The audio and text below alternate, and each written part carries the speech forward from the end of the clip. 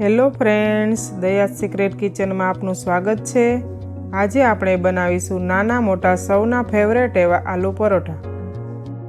આલુ પરાઠા લોકો અલગ અલગ રીતે બનાવતા હોય છે, પરંતુ જો તમે મેં અહીંયા બતાવી છે તે રીતે આલુ પરાઠા બનાવશો તો તે ફાટશે પણ નહીં અને એકદમ સુપર ટેસ્ટી બનશે। તો ચલો શરૂ કરીએ। તે પહેલાં જો તમે મારી ચેનલને સબસ્ક્રાઈબ ના કરી હોય તો આવા જ ઇન્ફોર્મેટિવ અને ઇન્ટરેસ્ટિંગ વિડીયો જોવા માટે તમે મારી ચેનલ દયાસ સિક્રેટ કિચનને સબસ્ક્રાઈબ કરી લેજો અને સાથે સાથે બેલ આઇકન પણ દબાવી દેજો, જેથી કરીને મારા દરેક વિડીયોની નોટિફિકેશન તમને સૌથી પહેલાં મળી જાય। તો ચલો શરૂ કરીએ આલુ પરાઠાની રેસીપી। આલુ પરાઠા બનાવવા માટે આપણે સૌ પ્રથમ ડો તૈયાર કરી લઈશું। તેના માટે એક બાઉલમાં 4 કપ જેટલો ઘઉંનો લોટ લીધો છે। ત્યારબાદ તેમાં 1.5 ટેબલસ્પૂન જેટલું સોલ્ટ એડ કરીશું। હવે તેમાં 2 ટેબલસ્પૂન જેટલું કુકિંગ ઓઇલ ઉમેરીને મિક્સ કરી લઈશું।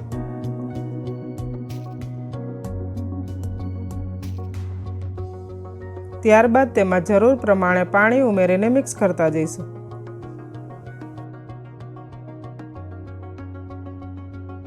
બધું પાણી એક સાથે એડ કરતા જવાનું નથી। ડો બાઇન્ડ થાય એટલે ફરીથી 1 ટેબલસ્પૂન જેટલું ઓઇલ નાખીને મસળી લઈશું। અહીંયા આપણે રોટલીના ડો જેવો જ સોફ્ટ ડો તૈયાર કરવાનો છે।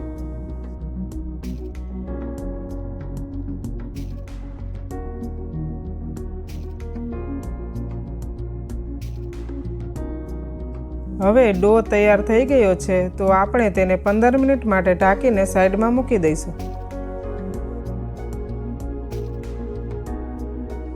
હવે મેં અહીંયા પરાઠાનું ફિલિંગ બનાવવા માટે 500 ગ્રામ જેટલા બટાકા અગાઉથી બોઇલ કરીને ઠંડા કરી લીધા છે। તો હવે આપણે આ બોઇલ બટાકાને મેસરની મદદથી લમ્સ ના રહે તે રીતે પ્રોપરલી મેશ કરી લઈશું। તમે જોઈ શકો છો તે રીતે મેં બટાકાનો માવો બનાવી લીધો છે। હવે આપણે ફિલિંગ બનાવવા માટે એક કડાઈમાં 3 થી 4 ટેબલસ્પૂન કુકિંગ ઓઇલ લઈને તેને ગરમ કરી લીધું છે। તેલ ગરમ થઈ ગયું છે એટલે મેં તેલમાં 2 ટીસ્પૂન રાઈ અને 2 ટીસ્પૂન જીરું ઉમેરી લીધું છે। ત્યારબાદ 1 ટીસ્પૂન હિંગ પાવડર અને 3 ટેબલસ્પૂન મરચાં આદુ લસણની પેસ્ટ ઉમેરીને સાતળી લઈશું।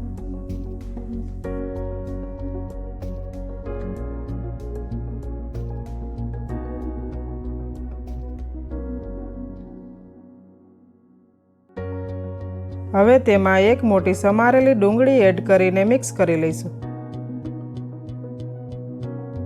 ત્યારબાદ સ્વાદ પ્રમાણે સોલ્ટ ઉમેરી દઈશું। ડુંગળીનું કચાશપણું દૂર થાય ત્યાં સુધી આપણે બધા ઇન્ગ્રેડિયન્ટને ફ્રાય થવા દઈશું। ડુંગળીનું કચાશપણું જાય એટલે 1 ટીસ્પૂન હળદર ઉમેરી લઈશું। હળદર ઉમેર્યા પછી આપણે ફરીથી મિક્સ કરી લઈશું।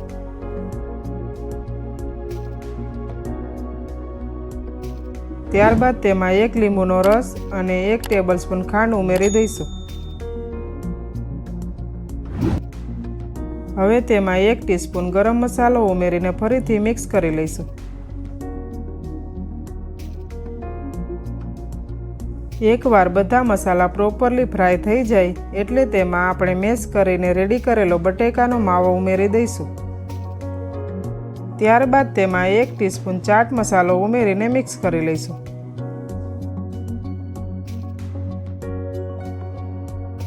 અહીંયા બધો મસાલો બટેકાના માવાને કોટ કરી લઈ ત્યાં સુધી મિક્સ કરવાનું રહેશે।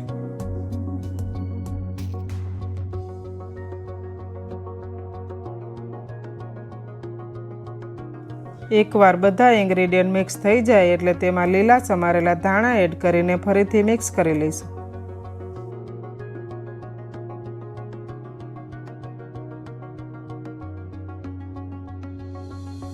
તમે જોઈ શકો છો તેમ આલુ પરાઠા બનાવવા માટેનું ફિલિંગ રેડી થઈ ગયું છે। હવે આપણે 15 મિનિટ રેસ્ટ પર મૂકેલા ડોને ફરીથી મસળી લઈશું।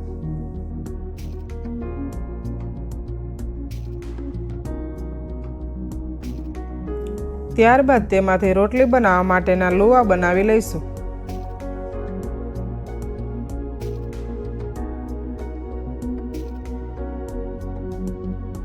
હવે આ લુવામાંથી આપણે મીડિયમ સાઇઝની રોટલી વણી લઈશું।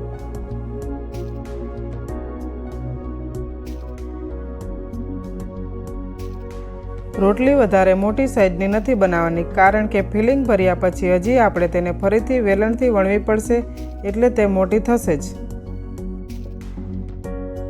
રોટલી વધારે પાતળી પણ નથી રાખવાની, નહીતર ફિલિંગ ભરીને વણશો ત્યારે તે ફાટી જશે।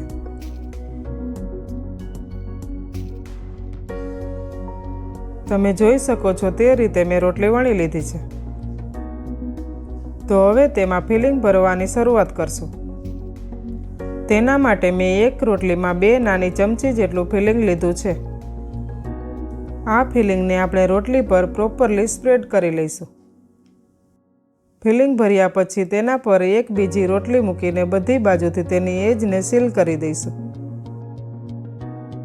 એજ પ્રોપરલી સીલ કરી હશે તો પરાઠાની સાઈડ ચેન્જ કરતી વખતે તે ખુલશે નહીં। બેવ બાજુ થોડો લોટ સ્પ્રિંકલ કરીને વેલણની મદદથી ધીમે ધીમે પરાઠાને વણી લઈશું। વેલણથી વધારે પ્રેસ કરીને વણવાની જરૂર નથી, ખાલી ફિલિંગ ઇવનલી સ્પ્રેડ થાય એટલું જ પરાઠાને વણવાનું છે।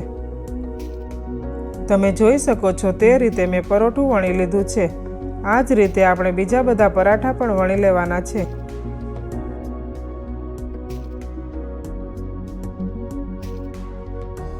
ફિલિંગ વધારે પણ ના લેશો, નહીતર પરાઠું જાડું બનશે અને પ્રોપરલી કૂક પણ નહીં થાય। પરાઠામાં ફિલિંગ ભરીને તેની એજ સરસ રીતે બંધ કરવી અને પરાઠાને સોફ્ટ હાથે વણશો તો પરાઠા ફાટશે નહીં। આપણા આલુ પરાઠા વણાઈ ગયા છે, તો હવે આપણે તેને ફ્રાય કરી લઈશું। તો હવે આપણે પરાઠાને ફ્રાય કરવા માટે એક ફ્રાય પેન લઈશું। ત્યારબાદ ફ્રાય પેન ગરમ થાય એટલે તેમાં એક પરાઠાને એડ કરીશું અને તેને હાઈ ફ્લેમ પર શેકાવા દઈશું।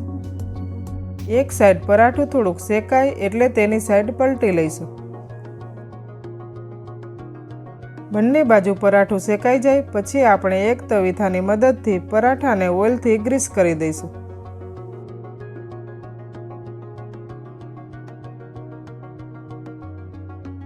એવી જ રીતે પરાઠાની બીજી બાજુ શેકાઈ જાય એટલે તેને પણ ઓઇલથી ગ્રીસ કરી લઈશું। તમે જોઈ શકો છો કે પરાઠા ખૂબ સરસ બન્યા છે। આલુ પરાઠા બંને સાઈડ ગોલ્ડન બ્રાઉન કલરના થાય એટલે આપણે પરાઠાને પેનમાંથી કાઢી લઈશું। આ જ રીતે મેં બધા પરાઠાને ફ્રાય કરી લીધા છે। ઘણા લોકોથી આલુ પરાઠા બનાવતી વખતે ફાટી જતા હોય છે, પરંતુ જો તમે મેં અહીંયા બતાવ્યા પ્રમાણે ટિપ્સ ફોલો કરશો તો તમારા આલુ પરોઠા પણ સેમ આવા જ સુપર ટેસ્ટી બનશે અને ફાટશે પણ નહીં।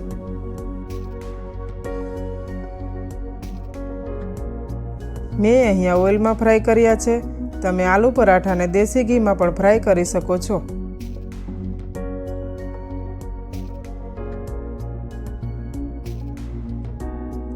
આલુ પરોઠા નાના બાળકોને ખૂબ ભાવતા હોય છે, એટલે તમે આલુ પરોઠા તેમના ટિફિન બોક્સમાં કે સવારના બ્રેકફાસ્ટમાં આપશો તો તેમને ખૂબ પસંદ આવશે।